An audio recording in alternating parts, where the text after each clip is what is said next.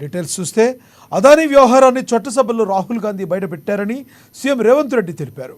కేంద్ర దర్యాప్తు సంస్థల్ని తమ గుప్పెట్లో పెట్టుకుని కొందరికే లబ్ధి చేకూరేలా వ్యవహరిస్తున్న ప్రధాని మోడీ, కేంద్ర హోంశాఖ మంత్రి అమిత్ షా విధానాలకు నిరసనగా దేశంలోని అన్ని ఈడీ కార్యాలయాల ముందు కాంగ్రెస్ పార్టీ ఆందోళన నిర్వహించింది.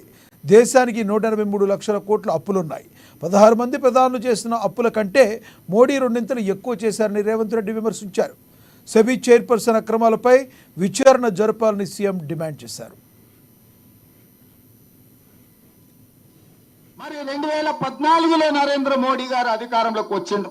నేను ఇవాళ అడుగుతున్న భారతీయ జనతా పార్టీ నాయకులను, ఆనాడు గుజరాత్ నుంచి నరేంద్ర మోడీ, ఈనాడు నరేంద్ర మోడీ, అమిత్ షా గుజరాత్ నుంచి బయలుదేరితే ఆనాడు స్వతంత్రానికి స్ఫూర్తినిచ్చిన మహాత్మా గాంధీ, అదే విధంగా సర్దార్ వల్లభాయ్ పటేల్ కూడా గుజరాత్ నుంచే వచ్చి ఈ దేశ స్వతంత్రంలో అత్యంత క్రియాశీలక పాత్ర పోషించారు.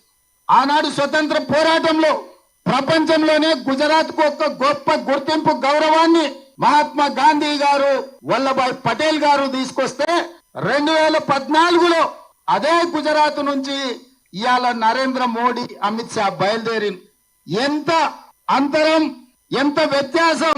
ఆ ఇద్దరిని చూస్తే ప్రపంచమే నమస్కరించే విధంగా ఉంది. ఈ ఇద్దరిని చూస్తే ప్రపంచాన్ని దోసుకునే వ్యక్తులుగా ఇవాళ ప్రపంచం ముందర కనిపించింది. హమ్ దో హమారే దో అని ప్రకటనలు చూసేది.